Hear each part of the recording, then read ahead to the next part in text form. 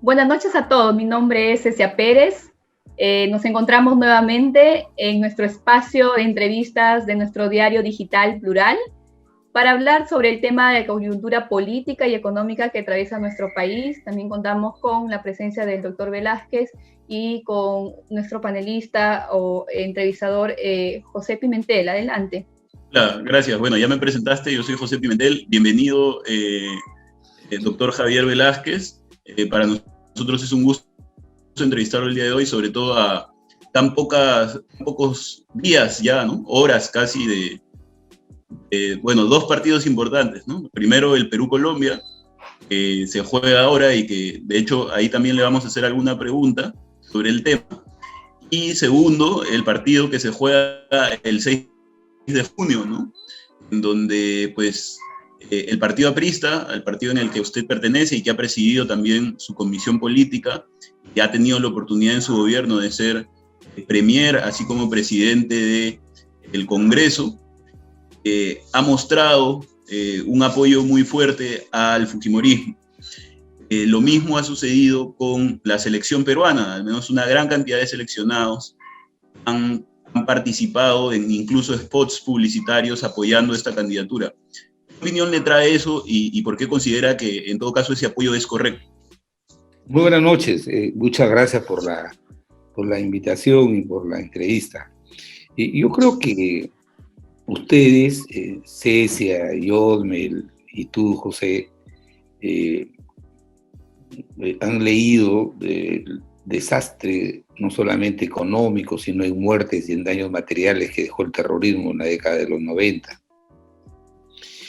Y después de 30 años, estos señores, dígase de paso también los políticos, tenemos que hacer una autocrítica de permitir que estos señores utilicen la democracia para implosionar sus principios, y ya lo explicaré en el curso de la entrevista, pero el partido más importante, no restando la importancia al partido de fútbol que se va a ver en algunos minutos, sino el del domingo, yo creo que nosotros de Sendero Luminoso, o Sendero Luminoso hizo el país, dejó escombros, 35.000 muertos, casi 42.000 millones de dólares de daños que ocasionaron volando torres con dinamita, atentando contra la propiedad pública y privada, y casi la mitad de los muertos de la pandemia dejó el terrorismo en el Perú. Entonces, esa dolorosa lección no podemos reeditarla nuevamente en el país. O sea, los terroristas son terroristas y serán terroristas hasta que se mueran. Entonces, y lo otro, ¿por qué nosotros apoyamos? Porque el mundo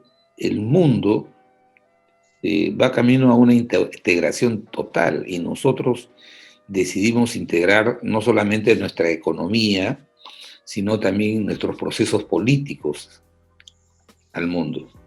Y el mundo se mueve en democracia, o sea, que es un modelo de gobierno que se sustenta en una libertad, la más importante y fundamental, sobre la cual se pueden desarrollar las demás libertades, la de expresión, la libertad del trabajo, todos descansan en la libertad plena que tiene que tener un ciudadano.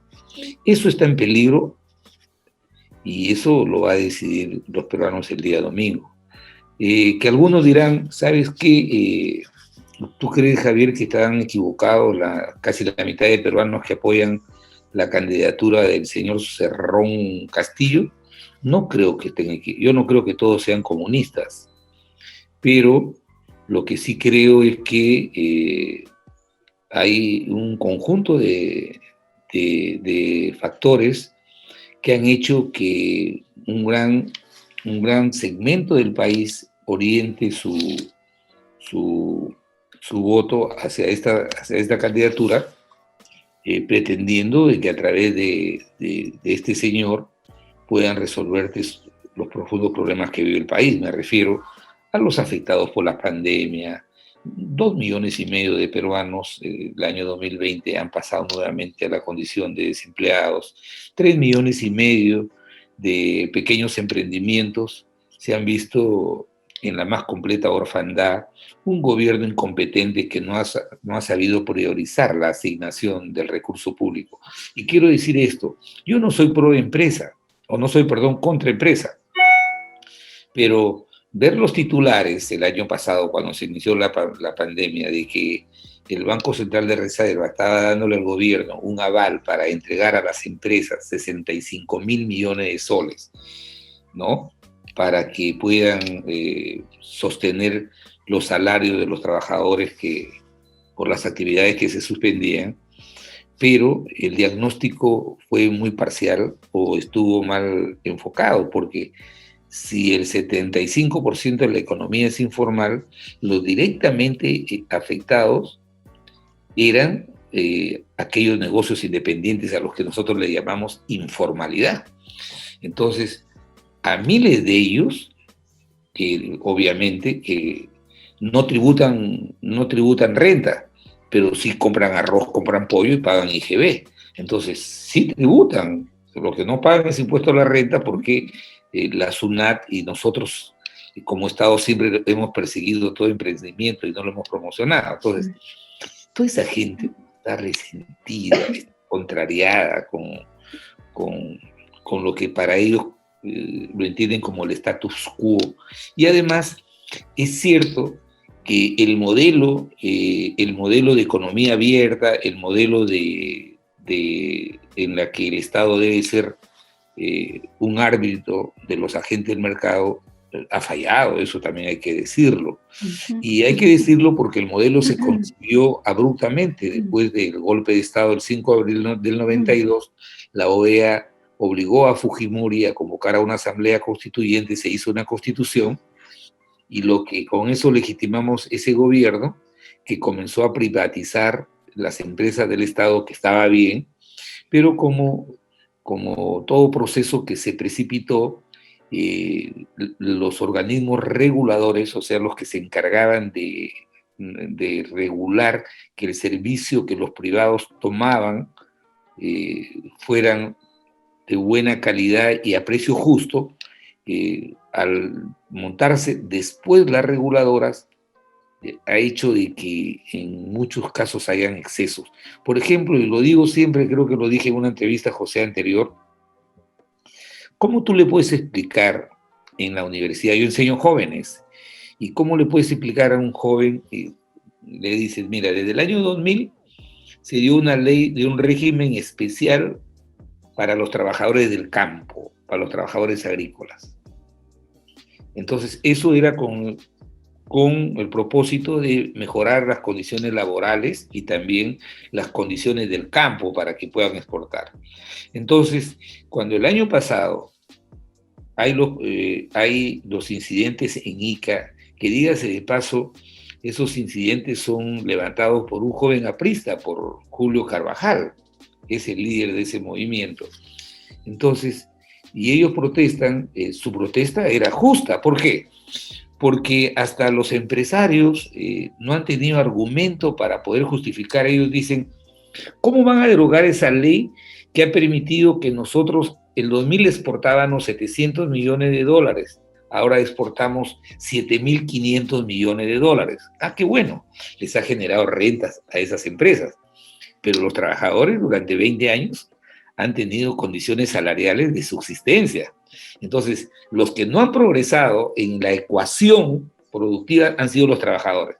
Entonces, todos esos factores han sido una suerte de acumulación, como habrán otros, la mala calidad de la educación, permitir, por ejemplo, Humala, el 2014 se aprueba la ley para impedir que los condenados por terrorismo salgan del magisterio. Y la ley después de 3 años recién se reglamentó.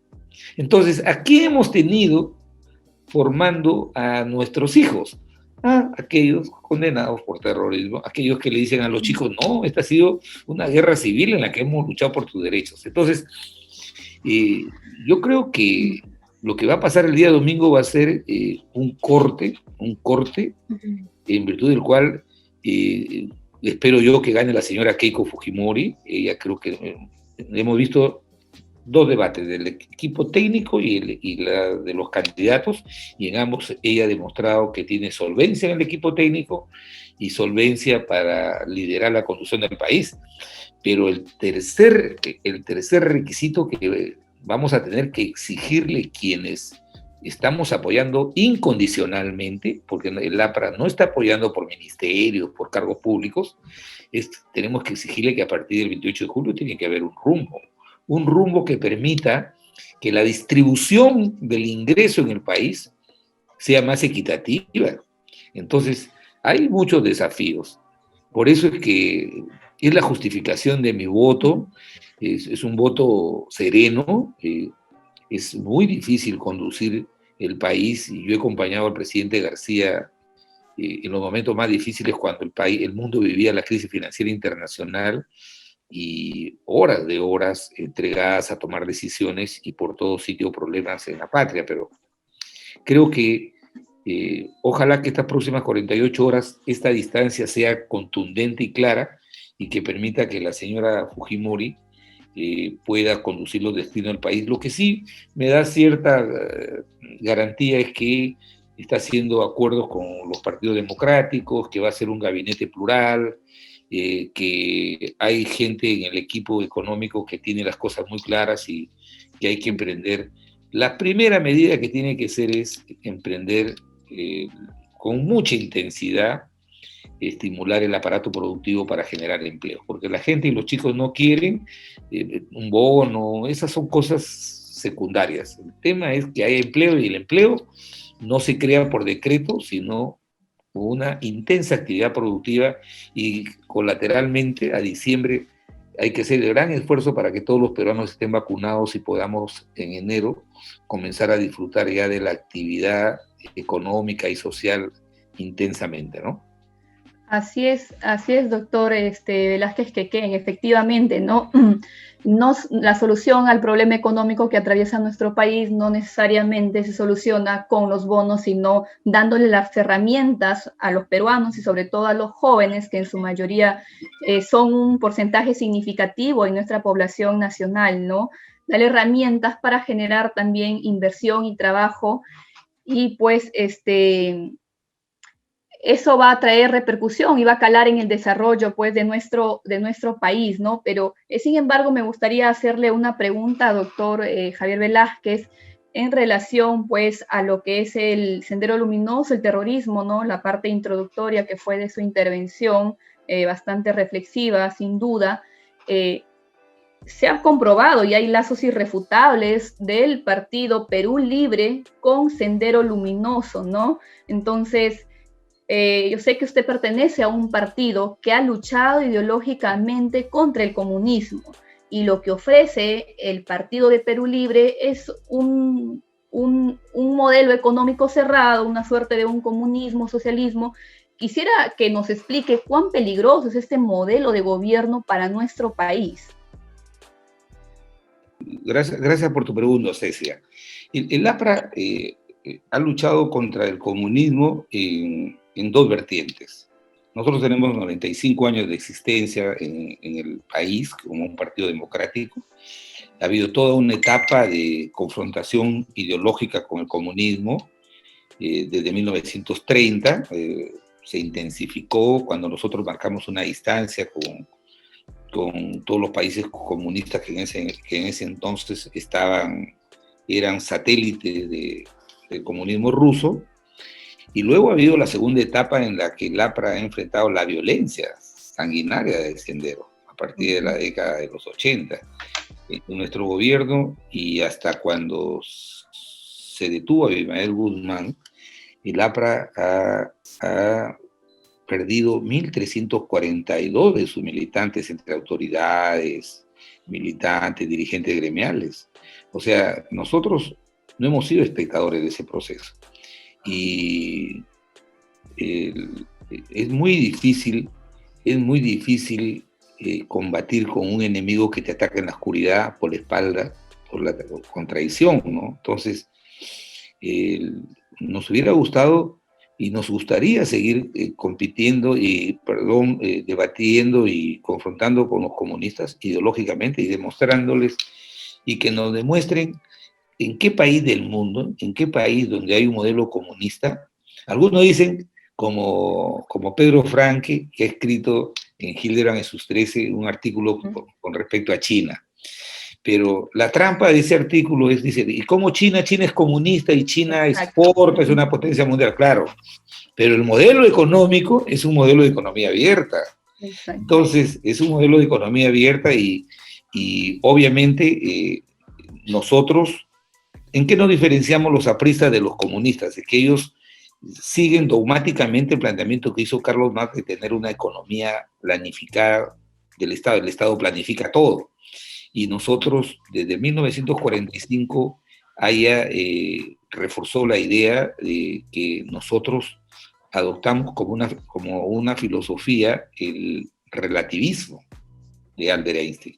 Entonces, el Perú tiene su propio espacio y su propia realidad y debe tener sus propias soluciones.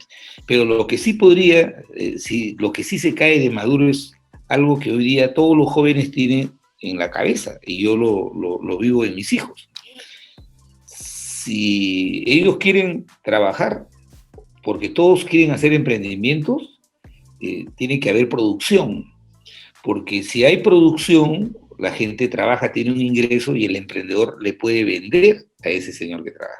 Entonces, la cadena virtuosa está en la producción. Y lamentablemente, cuando se quiere comparar con China ahora, el Perú no tiene un desarrollo industrial, no tiene un desarrollo que le permita vivir para adentro. O sea, cerrar nuestras fronteras para que con lo poco que tenemos podamos resolver el problema de los más pobres, parecería bonito. Para disfrutar de nuestros recursos naturales de nosotros, que nadie los usufructue, parece bonito. Pero hacer una exploración minera, primero explorar, que es una inversión en la que quien invierte no sabe si va a encontrar o no va a encontrar un recurso natural. Y esas inversiones no son $1 millón, $2 millones. Entonces, y sumado a ello, doctor, permítame el tiempo en que dura también la tramitología, ¿no? Sobre el permiso para el tema de la minería, ¿no? Sabiendo una minería formal, ¿no? Anoche un poco melancólico por lo que pasaba, me puse a ver todas las conferencias que Alan García, he visto 6 de las 16, 17 que dio, y cómo cobran actualidad mucho de lo que él sostenía con respecto a que deberíamos ser una economía abierta que nos permita traer desarrollo tecnológico y que los peruanos tengan en el mercado mundial una posibilidad de desarrollarse, ¿no? Entonces, y el presidente García sostenía desde ese entonces de que antes que entre 2016 y 2017 que él no ganó la elección, dio conferencias, él sostenía que este modelo había que hacerle ajustes. Muchos dicen, Alan García se volvió neoliberal. No se volvió neoliberal, sino que nosotros, el primer gobierno nos agarró un poco tarde la reforma. Entonces nosotros hicimos un desarrollo económico para adentro y no fue mal. Hubo hiperinflación y a eso se sumó el terrorismo. Quiso hacer, y los enemigos políticos hicieron ver que el terrorismo se amplificó por una mala política económica. Pero del 2006 al 2011, el Perú, como lo ha dicho Alan García, creció en promedio 7% en los 5 años. Hubieron casi 5 millones de peruanos que salieron de los bolsones de pobreza. Y esa raíz de ese exitoso gobierno es que él fue invitado en varios lugares del mundo para dar conferencias, pero muchos dicen, sí, pero hubo desigualdad. Claro, siempre en 5 años no se pueden resolver los problemas estructurales de un país, pero que lo dejamos peor que como lo recibimos, eso de verdad sería una mentira de Perú. Entonces, hay mucho que hacer, especialmente en la educación. Nosotros montamos con Antonio Chang una reforma educativa meritocrática y los maestros, les dijimos, los maestros no vamos a votar a un solo maestro. La idea era capacitarlos y aquellos maestros que destacaban, creamos un régimen meritocrático. Tú quieres ganar el doble, tienes que prepararte y dar un examen público y pasar. Y al resto dejarlo ahí, seguirlo capacitando, pero eso lo desmontó Humala, lo desmontó con el SUTEP, y por eso es que hasta ahora nosotros ocupamos el último o penúltimo lugar en la prueba PISA. Por eso es muy importante, y quiero hacer una reflexión sobre Castillo. Castillo levanta como bandera, dice, palabra de maestro. Y yo creo que mucho, yo soy maestro, ¿eh? Yo soy profesor hasta ahora, yo enseño jóvenes, y yo no me siento representado por él, porque yo digo, un maestro que viene de una zona pobre, altoandina, con mayor razón, esa no debe ser un argumento para decir que no piensa bien, que no tiene ideas, que no se prepara, como ha demostrado en el debate. Porque si yo fuera, a mí me mandan a una zona andina pobre a enseñar a niños, yo me tendría que preparar el doble. ¿Sabes por qué? Porque yo tengo que preparar a esos chicos para que puedan competir con aquellos que se preparan en las zonas urbanas. ¿Y eso qué significa? Habilitarle el camino para que haya una legítima igualdad de oportunidades. Por eso es que los chicos del campo, cuando vienen y postulan a una universidad en la zona urbana o quieren hacer un desarrollo, se les hace un poco complicado. ¿Por qué? Justamente porque tenemos profesores como este señor. Si este señor no se ha preparado para la mejor clase de su vida, porque dice que es maestro, 24 años, la mejor clase de su vida era presentarse ante el país y dar una imagen de tranquilidad y de compromiso, ya me imagino que qué clase habrá preparado para darle a esos chicos que durante 24 años yo creo que han sido muy escasos los conocimientos que han recibido de este señor, ¿no? Así es. Doctor Velázquez, justamente creo que también ahí habría que resaltar que el señor tiene una licencia sindical, ¿no? Durante hace ya casi 7 años. Pero bueno, tratando de hablar un poco más de la campaña, hace algunos días militantes y simpatizantes del partido Perú Libre, ¿no?, han atentado contra un monumento hacia, pues, el principal ideólogo del aprismo y del Partido Aprista Peruano, Héctor Raúl Haya de la Torre, poniendo mensajes que de repente pues, pueden ser malinterpretados, ¿no? Por ejemplo, reivindican los 5 puntos originarios de la ideología aprista, entre ellas, por ejemplo, la nacionalización de tierras e industrias. Y pues, además de eso, se pinta el monumento, le ponen un lápiz, etcétera, ¿verdad? ¿Qué cree que significa eso para la sociedad? ¿O cómo deberíamos interpretar eso los ciudadanos? ¿Cómo debería interpretar eso el Partido Aprista? ¿Frente a qué clase de militante o frente a qué clase de gente estamos respecto de esos militantes de Perú Libre? Pues tienen ese comportamiento en el caso de una persona, digamos, un monumento histórico, ¿no? Y una persona invaluable en la historia del país, que además, por ejemplo, también se ven otros videos de ya gente haciendo campaña por San Isidro, ¿no? Y diciéndole a las personas que no se preocupen que el domingo les quitan la casa, ¿no? ¿Qué opinión le merece, digamos, esos comportamientos? Bueno, en esta yo campaña creo que política. lo sintetizo en 2 palabras: ignorancia y odio. Ignorancia porque esto viene de parte del señor Cerrón, que tuvo gestos muy agraviantes cuando en la Universidad Nacional Federico Villarreal los comunistas se robaron el busto de Haya de la Torre. Entonces, este señor Cerrón dijo algo inapropiado sobre Haya de la Torre. Lo único que los apristas le contestamos es que Haya de la Torre nunca estuvo tras los barrotes de una cárcel por corrupción. Él lo estuvo. Y Haya de la Torre, cuando ha estado preso o asilado, ha sido por sus ideas, por razones de sus ideas. Y eso lo reconoce el mundo entero. Primero, la ignorancia. Y el odio es porque ellos nunca han podido labrar en el corazón de los peruanos una presencia social como la ha tenido el APRA. Entonces, ellos van, como dije al comienzo, nos han combatido en razón de nuestras ideas y nos han combatido a través de Sendero Luminoso. Y además demuestran ignorancia, porque una cosa es la ideología de un partido y otra cosa es su programa. La ideología se mantiene permanente. Lo que hacen los partidos como el nuestro es adecuar nuestros programas a los cambios que vive el mundo. Entonces, mira, cuando hablamos de la nacionalización de tierras y industrias, Haya de la Torre acuñó ese principio ideológico no solamente para el Perú, sino para América Latina, para Indoamérica, del que él habló. Pero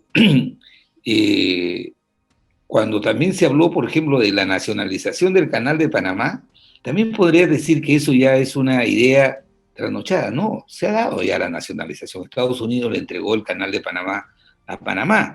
Entonces, pero lo que sí quedan son principios, por ejemplo, que nosotros los defendemos y creo que por eso ahora los apristas vamos a votar justamente este domingo. Haya de la Torre acuñó un principio irrenunciable en nosotros, pan con libertad. O sea, nosotros no podemos renunciar a nuestra libertad a cambio de que nos den un pan. Esos modelos chavistas, venezolanos, o cubanos, donde te dan un ticket y vas y recoges alimentos, pero está coactada tu libertad. Entonces, nosotros nos hemos ido adecuando a los grandes cambios que vive el mundo, y para eso Alan García, para mí, ha sido el mejor intérprete de Haya de la Torre en esta propuesta ideológica que está impregnada del fundamento hegeliano, que es la teoría de la relatividad, de Einstein, ¿no? Entonces, que nosotros, el mundo ha cambiado, que la pandemia ha hecho de que el Perú nunca volverá a ser como antes de la pandemia. Las relaciones de trabajo, las relaciones sociales, las relaciones políticas han cambiado. Entonces, habría que ser un irresponsable para no cambiar. Entonces, yo les contestaría, sí en Cuba, sí en Bolivia, sí en Venezuela, sí en Corea del Norte, hubiera pleno empleo y los ciudadanos tendrían garantizadas sus libertades, ¿cómo no apoyar esos modelos de desarrollo? Pero solamente los comunistas son muy hábiles en fabricar desempleo, pobreza, porque es el caldo de cultivo que ellos utilizan para poder hipnotizarlos con discursos a veces que seducen, pero que no de ninguna manera se reflejan en la realidad. Entonces, si hoy día todas las fuerzas democráticas estamos luchando para mantener y sostener este modelo, porque este es el modelo de la sociedad civilizada en el mundo. Es el modelo. ¿Por qué casi el 85% de la humanidad está enrolado, sus estados están enrolados en este tipo de modelo? ¿Por qué? Porque se ha llegado a reconocer, especialmente en Alemania después de la Segunda Guerra Mundial, que la libertad es el principio fundamental sobre el cual descansan los demás derechos. O sea, no puede haber un país donde diga te respeto un derecho, pero menos la libertad. Entonces, yo creo que es odio y se han quedado congelados en el tiempo, y las personas que agravian a la memoria de Haya de la Torre, al partido, no tienen autoridad moral. El señor Cerrón no tiene autoridad moral. Él ha sido sacado de la fórmula presidencial porque ha sido condenado por corrupción, ha sido condenado, no está investigado, sino condenado, y se le vienen más condenas. Entonces, yo creo que Haya de la Torre y Alan enseñaban siempre, cuando hay agravio, hay que poner al costado la idea, y la idea la ponemos nosotros, el principio. Y en ese sentido, yo creo que este domingo el país nuevamente va a ratificar su respaldo a este modelo democrático, que hay que hacer cambios, obviamente que hay que hacer cambios. Yo he venido postulando dentro del partido de que no haya ningún acuerdo político con el fujimorismo, sino hay que apoyar para que ellos conduzcan el país. Pero nosotros a partir del 28 de julio tenemos que tener la enorme responsabilidad de hacer una oposición responsable, exigir que se cumplan los compromisos que se han hecho y exigir de que esta amplia, este amplio espacio que hay entre la desigualdad que hay en el país hay que reducirla. Y para eso tenemos que pasar a una etapa en la que tenemos que hacer varios correctivos. Es importante el cemento, hacer carreteras, pistas, hospitales, pero también es importante que los ciudadanos tengan alimento, que tengan la posibilidad de ganarse con un empleo digno el salario para llevar a sus hogares. Y de eso tenemos que preocuparnos. Y su proceso de recuperación tiene que pasar por ahí. No estamos apoyando para que nos den un ministerio o una función pública. Lo que estamos apoyando es para que se mantenga el modelo de economía abierta bajo los principios democráticos, y en ese contexto discutir y exigir que se hagan los cambios que el país requiere para que no solamente el país crezca económicamente, sino para que haya desarrollo, que es otra cosa, ¿no? Claro, así es, doctor Velázquez, ¿no? El apoyo o los acuerdos finalmente entiendo que no es a la candidata ni al partido, sino al país, ¿no? Haciéndole frente a este modelo de gobierno obsoleto como es el comunismo, propulsado pues por Perú Libre, ¿no? Y haciendo a colación la definición que usted hizo a esta campaña agresiva que está llevando a cabo Perú Libre, ¿no? Lo ha definido con dos palabras, ignorancia y odio, ¿no? ¿Cuál sería en ese sentido, doctor Velázquez, la lección que nos deja este proceso electoral de cara al futuro del país, al sistema de partidos y a los ciudadanos? ¿Cuál sería la lección? Muy importante, Ceci, a tu reflexión. Es muy importante que, primero, que hay que reconocer que desde el año 2000 que se recuperó la democracia, los que hemos tenido itinerantemente la responsabilidad de los destinos del país, no hemos estado o no hemos tomado las medidas necesarias para impedir que la violencia terrorista se enmascare en determinados partidos y que puedan actuar dentro del sistema democrático. Siempre he pensado, y es mi apreciación personal, no quiero comprometer al partido, que, por ejemplo, ministerios como el Ministerio de Miris o de Cultura han sido entregados a esta gente que no cree en el modelo, y por eso lo han hecho implosionar. ¿Qué significa eso? Que dictan malas políticas internas y hacen ver que el Estado no funciona. Y cuando hacen ver que el Estado no funciona, el ciudadano se rebela y se indigna contra el Estado. Por ejemplo, después que nosotros dejamos en el gobierno 70 hospitales. ¿Qué gobierno ha hecho 70 hospitales?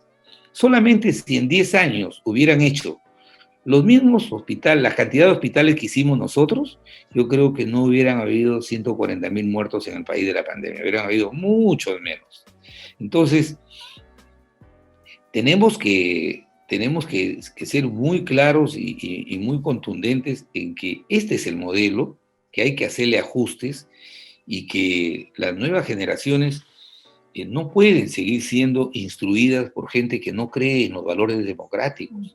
Como yo les presenté un ejemplo, en el 2014 aprobamos la ley para impedir que los condenados por terrorismo salieran de las aulas. Se denunció públicamente que habían condenados que habían regresado al aula. ¿Cómo a un condenado por corrupción no puede regresar a la administración pública y a un condenado por terrorismo regresaba al aula? Y fíjense, el Ministerio de Educación estuvo cooptado un sector, no todo, por gente vinculada a esta ideología, y 3 años para dar el reglamento.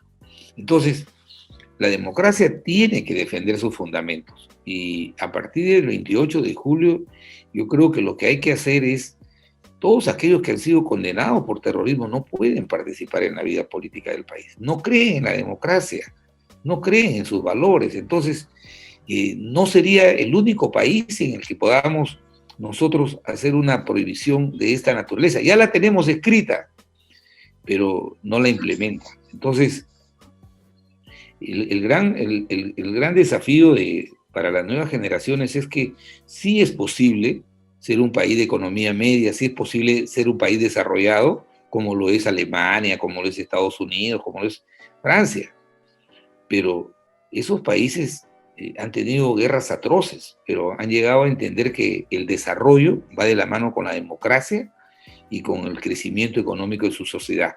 Y eso no creen los comunistas.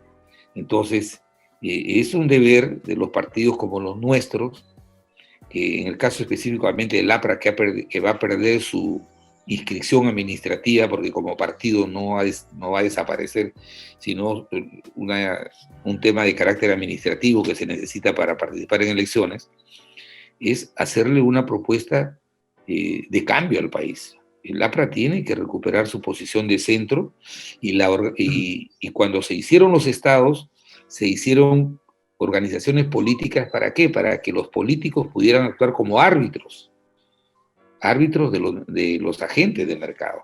Y eso creo que tenemos que hacerlo como un desafío, ¿no? Doctor, justamente sobre ese último punto. Bueno, como sabemos, el Partido Aprista tal vez pasa por una de sus mayores crisis en la historia. Bueno, en la historia de su fundación, ¿no? Desde su fundación.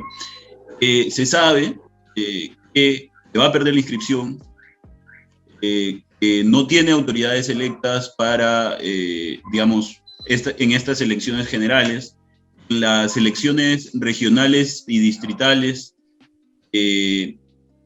hubo muy pocas autoridades electas. El propio partido se ve como un partido de facciones confrontadas, no terminan de ponerse de acuerdo y en donde existen algunos liderazgos enfrentados. ¿Cómo plantea o cuál es la estrategia del Partido Aprista para poder ser esa oposición responsable y de centro que usted plantea, si no va a tener esos espacios políticos y además pues, no goza, digamos, una aceptación ciudadana o goza con una aceptación ciudadana muy baja? En las últimas elecciones que pudo participar el partido, que fueron las extraordinarias, el Partido Aprista, que fueron las extraordinarias, se obtuvo 2%, que era aproximadamente pues, la cantidad de militantes inscritos, ¿no? Es decir, no ha tenido en las últimas elecciones el Partido Aprista una capacidad mayor a la que poder convencer a sus propios militantes. ¿Qué le espera al Partido Aprista entonces? ¿Cuáles van a ser las estrategias? ¿Va a haber alguna manera de repente reconocer a esas facciones para poder hacerlas lidiar de una manera formal en el partido? Cuéntenos, por favor. Bueno, primero te quiero decir que cuando yo hablo de que el partido atraviesa una crisis administrativa. El APRA no va a morir porque el APRA fue engendrada en las entrañas de la sociedad peruana. Tú mismo lo has dicho. El APRA sacó en las últimas elecciones complementarias 2.5% los votos. Si tú miras, esos son cerca de 1,5 millones de ciudadanos que somos apristas. Lo que pasa es el problema administrativo, el que exigen requisitos para postular. El APRA no se hizo a la vida política para llegar a Palacio o para ganar una alcaldía. El APRA se hizo a la vida política para ser un magisterio, para ser una institución formadora de cuadros de representación política, pero también de representación gubernamental. Entonces, mi apreciación personal es que el APRA durante sus casi 95 años ha sido un partido que ha tenido liderazgos indiscutibles.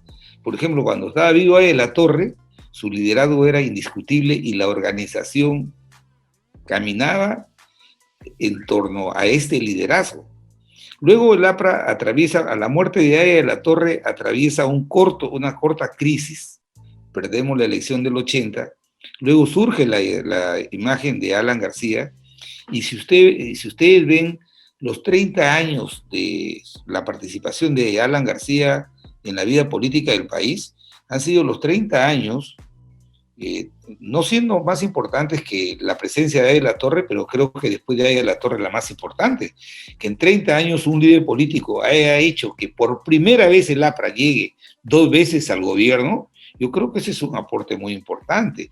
Eso va a ser estudiado en las universidades y también al interior del partido. Entonces, ¿qué es lo que pasa? Hoy día hay, obviamente, una crisis de liderazgo. ¿Por qué? Porque no nos hemos preocupado, y digo, no nos hemos preocupado porque yo no puedo sacar el cuerpo, porque yo también he sido dirigente. No hemos formado intensamente, no hemos sabido interpretar las necesidades del país y volvernos, así como fuimos una buena escuela de formadores de líderes políticos, después que hemos sido 2 veces gobierno, hemos debido preparar líderes gubernamentales, o sea, una escuela de gobierno permanente que nos permita ofrecer al país, para las alcaldías, para las regiones, para el Parlamento, para el gobierno nacional, cuadros no solamente preparados ideológicamente, sino en la gestión pública. Y te lo digo como experiencia. Yo cuando dejé de ser primer ministro, inmediatamente me fui a estudiar una maestría en gestión pública y mis profesores en la universidad me decían que yo debería enseñar gestión pública y no que me enseñen. Pero ¿sabes por qué fui? Porque conocí el monstruo por dentro y para entender cómo los técnicos forman la toma de decisiones, que es lo más importante. Qué bonito es ser asesor en un ministerio porque no tiene ninguna responsabilidad. Pero si tú tomas una decisión en el Ministerio del Interior como ministro, y hay muertos, te ganas un proceso penal para toda la vida, porque te van a imputar que has cometido delitos de lesa humanidad. Entonces, eso creo que falta. Yo no creo que hoy día las disputas internas sean la causa de esta situación administrativa. Yo creo que más es falta de compromiso. Yo creo que el APRA es más grande que las disputas internas que hay, creo en eso. Yo lo siento, en Lambayeque estoy por motivos de que dicto en clases, ya estoy frecuentando todos los fines de semana Lambayeque, y ahí el partido está convaleciendo, creo, mejor que en cualquier parte del país, inclusive que La Libertad.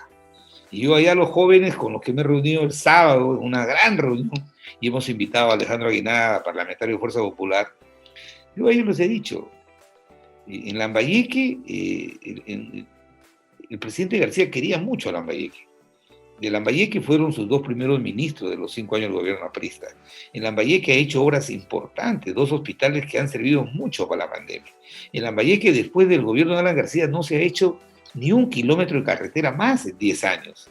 Entonces yo le digo a los compañeros, a los jóvenes, les digo, oye, ustedes prepárense para generosamente pedirle al pueblo lambayecano su respaldo, les dé una oportunidad que una institución como la nuestra pueda gobernar. Pero eso no se hace solamente esperando el momento de las elecciones, sino se hace permanentemente. Entonces, el APRA es una escuela de vida. Entonces, yo creo que el proceso de recuperación va a ser lenta.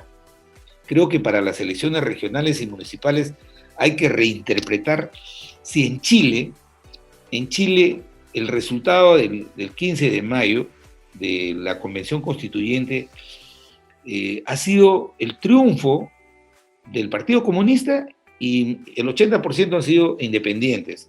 Los partidos políticos han sido arrasados, y los líderes políticos de esos partidos han sido arrasados. Entonces, hay una corriente que se está generando en el mundo antipartido, antipolítica. Entonces, nosotros tenemos que ser capaces de reinventarnos. Porque yo sí no alcanzo a entender por qué el partido tiene que seguir, por ejemplo, por qué en Ayacucho, en Puno, donde hace años no tenemos gobernadores, alcaldes, por qué no hacemos que chicos jóvenes o gente profesional independiente puedan organizarse en movimientos regionales, movimientos locales, para que sean una alternativa como buenos ciudadanos, una alternativa a los problemas de esas localidades, y a partir de ahí comenzar a encauzarlos en el partido. Pero nosotros estamos sin inscripción y queremos poner candidatos hasta en el último distrito. Y dicen, no importa aunque perdamos, pero hay que participar. Yo creo que no es así. Yo creo que el partido tiene que mirar, o sea, ofrecerle a los jóvenes el futuro y un poco más de pragmatismo. En aquellas zonas donde no tengamos fuerza electoral, entonces hagamos un proyecto de mediano y largo plazo, cómo recuperarlas. pero no precipitar ahí. Hay que poner candidatos, no importa, este buen compañero que saque 5 o 100 o 200 votos. Yo creo que eso no es así. Yo creo que hay que ser pragmático y hay que entender que los partidos también tenemos que moldear nuestra propuesta programática y nuestro ejercicio organizacional a los cambios que hoy día operan en el mundo. A veces yo voy a Chiclayo y me dicen mis compañeros, mira, queremos que vuelvan la escuela de dirigentes, queremos que vuelva el partido de escuela, claro, pero un partido de escuela virtual. Si yo acá desde Lima yo puedo dictar una capacitación en Chiclayo, ¿por qué tienen que ir los compañeros al local del partido? Antes era más sencillo porque todo estaba cerca, pero ahora querer condenar a una reunión presencial, que los compañeros vengan de uno u otro lugar, tiene que gastar en pasaje, y más cómodo sería que podamos enlazarnos como hoy día nos hemos enlazado para hablar sobre los problemas del país.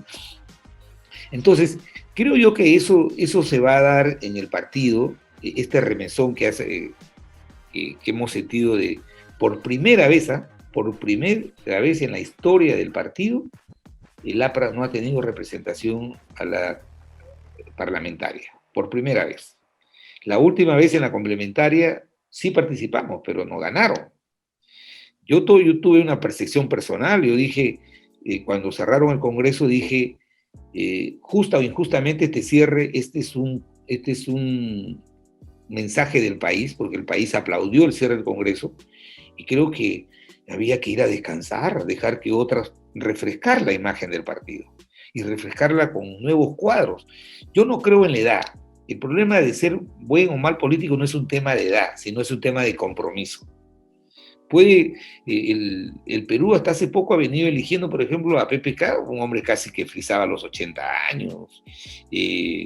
Los candidatos que están disputándose la candidatura presidencial, frisan, Keiko tiene 48 años y el otro tiene más de 50 años. O sea, no es un tema de edad, es un tema de compromiso. Y por eso me gusta conversar con gente joven como ustedes, porque si aspiran a ser periodistas tienen que tener compromiso permanente. Y así en la política también. No aparecer cuando hay elecciones. Aquí estoy yo y póngame ahí, si no me voy del partido. No.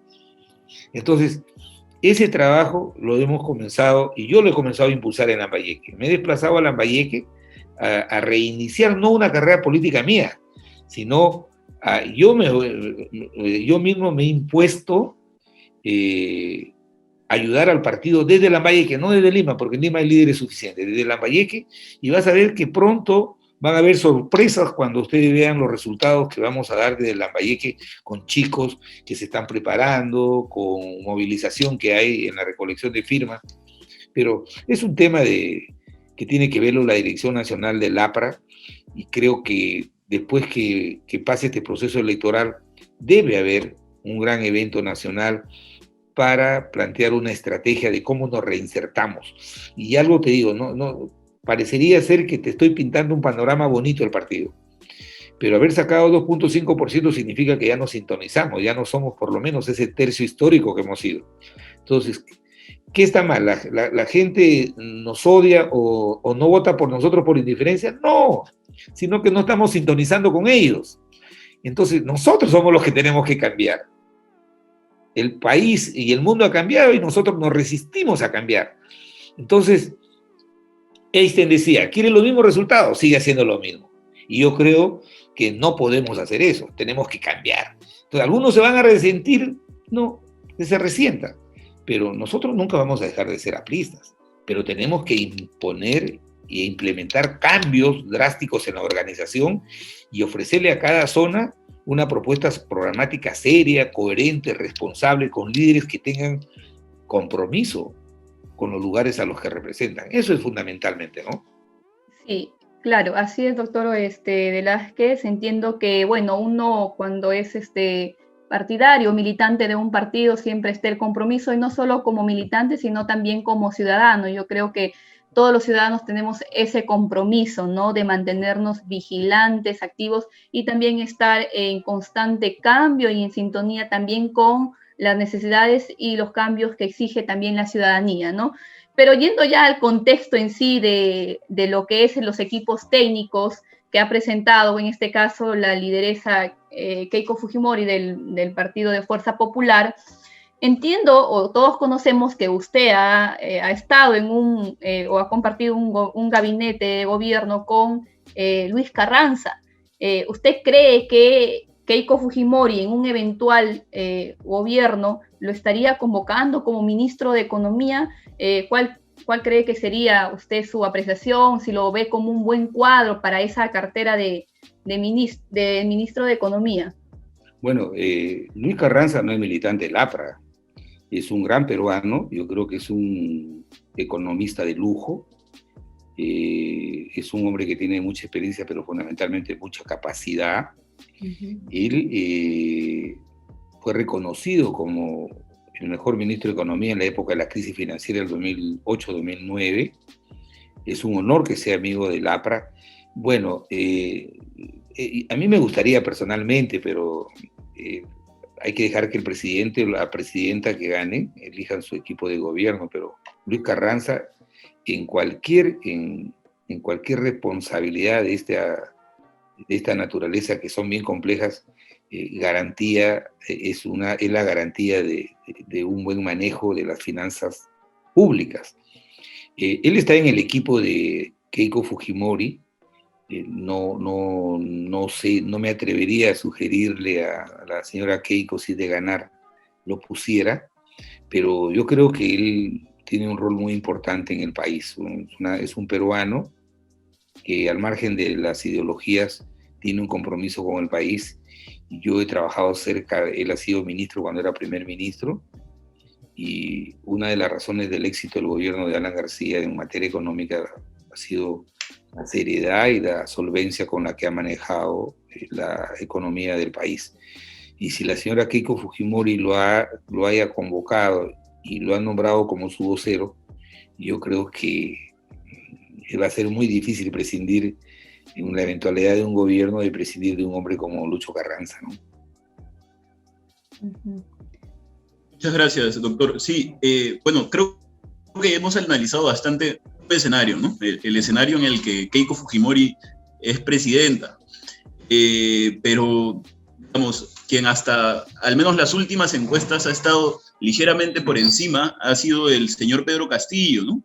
Digamos, se han hecho bastantes críticas de su parte, críticas bastante serias, que implican incluso un perjuicio muy grande para la población por el modelo económico que él promueve.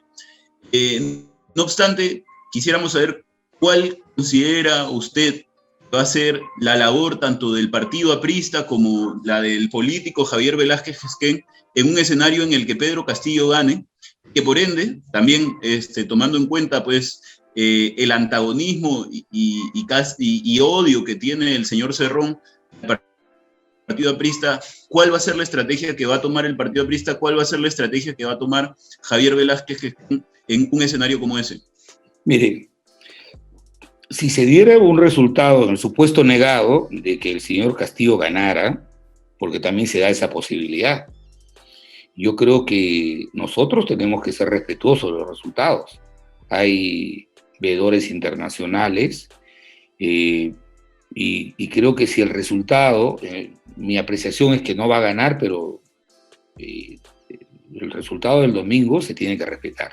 En la eventualidad de que el señor Castillo sea elegido presidente, ojalá que sea el presidente de todos los peruanos, y el partido se tiene que organizar para ser un partido vigilante. Ellos, obviamente, que no participaremos porque ellos tienen una ideología y una propuesta programática muy diferente a la nuestra, pero que se va a hacer muy necesario que el partido rápidamente se reorganice y se acomode para estar expectante de que, ante la eventualidad de querer limitar los derechos de los ciudadanos, el partido haga lo que siempre ha hecho: combatir la dictadura, combatir los autoritarismos. Entonces, yo espero que si se diera esta eventualidad, el señor Castillo ganaría mucho respetando la democracia y la libertad, y dejando que el país siga transitando por el camino de la economía de mercado abierta, con un fuerte control también del Estado. Y repito, muchas de las explicaciones que se que tienen que justificar por qué este señor tiene ese alto nivel de respaldo, es porque en el país también los gobiernos no pueden estar al servicio de los oligopolios. Aquí en este país, por ejemplo, hay medicamentos que son los más caros de América Latina, y eso es injustificado. A eso los gobiernos no pueden voltear la cara, porque dejamos a esos ciudadanos indefensos que puedan expresar su voluntad y canalizarla a través de este tipo de partidos autoritarios y violentos, ¿no? Entonces, yo creo que el APRA tendrá un rol vigilante, pero repito, si esto sucediera el día domingo, lo primero que tenemos que hacer, si el resultado es inobjetable, es reconocerlo, es reconocer la democracia. Lo contrario sería rebelarnos ante la mayoría del país. Yo creo que no va a ser así, yo creo que Keiko va a ganar, no holgadamente, pero va a ganar bien, contundente, va a ser el respaldo. Pero si no fuera así, el APRA tiene que estar preparado y nosotros ya tenemos una experiencia de luchar contra la dictadura, o sea, contra los autoritarismos, de tal manera de que ahí nos van a encontrar si es que pretenden afectar los principios de la democracia o en todo caso quieren coactar la libertad de los peruanos. El partido se organizará, no necesitará de una directiva para poder salir a las calles y defender los derechos de todos los peruanos, ¿no? Así es, doctor Velázquez, y ya para terminar esta entrevista, me gustaría escuchar o cuál sería el mensaje que usted daría pues a aquellas personas que aún se encuentran indecisas, no han decidido aún todavía por qué partido votar, y aquellas personas que quizás ya han decidido pero que no apoyan a ninguno de los dos partidos, ¿no? Su voto es un voto nulo o viciado, en blanco. ¿Cuál sería el mensaje que les daría a este grupo de personas, considerando pues que es un grupo significativo, ¿no? Las encuestas lo demuestran, que existe un porcentaje significativo de personas que votan en nulo, ¿no? Así es. Yo creo que, mira, este es el partido del día domingo, es más importante que el de ahora. Muchos aficionados al fútbol de repente no estarán de acuerdo conmigo, pero yo creo que están en juego los destinos del país.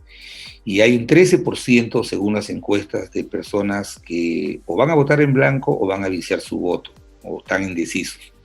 Yo creo que el lado positivo de esta polarización es que estamos ante la presentación de una candidata que está preparada, como Keiko Fujimori, preparada, que tiene un equipo económico atrás de sí plural, no partidario, plural, y muy solvente, que da la garantía de que el camino que hemos transitado desde el año 2000 es el camino correcto, pero tiene baches, tiene curvas, y que hay que saberlas sortear.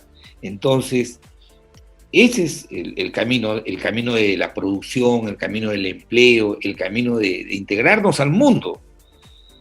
Y hay el otro que nos ofrece el camino de cerrarnos al mundo, de construir una república ideológica bolivariana como Venezuela, como Bolivia, como Cuba, y ponernos de espaldas a los grandes cambios que el mundo está operando y que está permitiendo que sus sociedades tengan no solamente crecimiento económico, sino bienestar, o sea, mejores condiciones.